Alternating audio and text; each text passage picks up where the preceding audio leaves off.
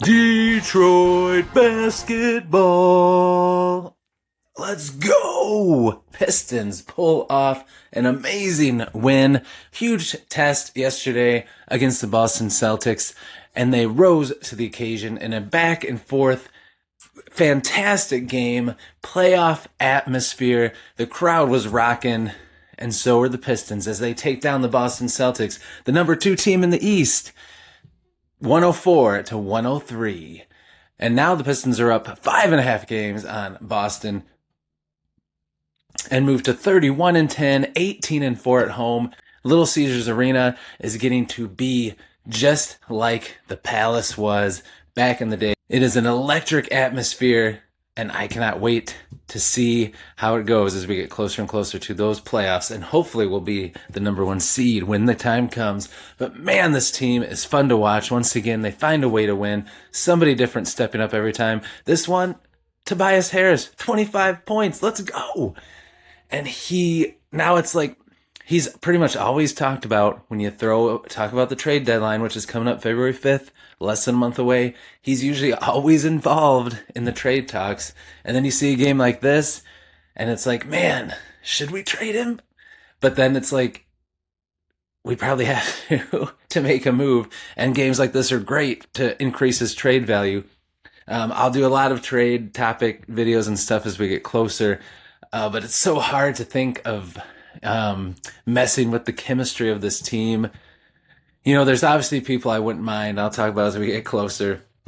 As a Michigan fan, I love Karis LeVert, but he has not done much, so I wouldn't care if they traded him and some of the other reserves. But I'm a little torn on Jaden Ivey. I still think he could be great if given time to come back and get his legs under him from that injury and give him some time. He could be an incredible down the stretch, but I'm torn because I get it too. He's young. Now may be the time to sell high with him and get a young piece. And that's the thing.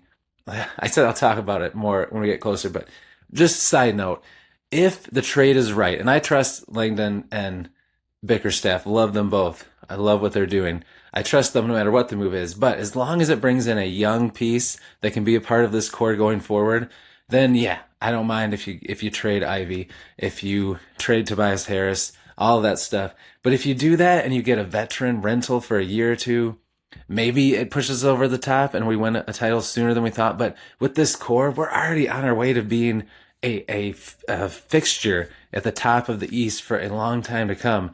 So why mess with what you're building and what you're doing by getting rid of pieces to get a short-term rental when you're already an ascending team and you're in first place with what you already have?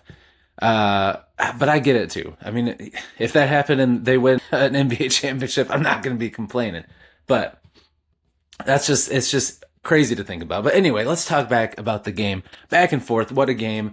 Jalen Duren, of course, another amazing game. 18 points, 9 rebounds. Fantastic. Duncan Robinson, 5 of 11 on 3-pointers for 15 points. Doing what we brought him to do here. And Cade Cunningham, a respectable 16 points, along with 14 assists. Are you kidding me? What a player and what a team. And of course, the Thompson playing great defense, chipping in 7 points. And then, of course, Isaiah Stewart, Beef Stew, playing those hard minutes, making it tough for the other team on defense, bringing the energy like he always does. And man, just what a team and what a win. They held on. You know, Brown is always hard to stop. He got his 30 points. But beyond that, they had a couple guys that got up in the teens, but nobody else really was tearing them up. They played good defense. And he had a shot at the end. I thought, I was nervous. I thought it was going in, but hey, sometimes you need that lucky bounce when you play your heart out, and they did. Win or lose, I would have felt good about that game. They showed that they're right up there and they're right where they belong. And that's why they are number 2 in most power rankings, right behind Oklahoma City and the highest rated team in the East. And they should be, because they've been in first place for a long time. And they've got a few game lead, and they just beat the number 2 team. They're the first team in the East to get to 20 games over 500. Come on. They're rocking and rolling. What a game. So exciting. I cannot wait for the next one. So as it gets closer, we'll talk more trade stuff, of course. All the usual suspects that everyone's been talking about us getting.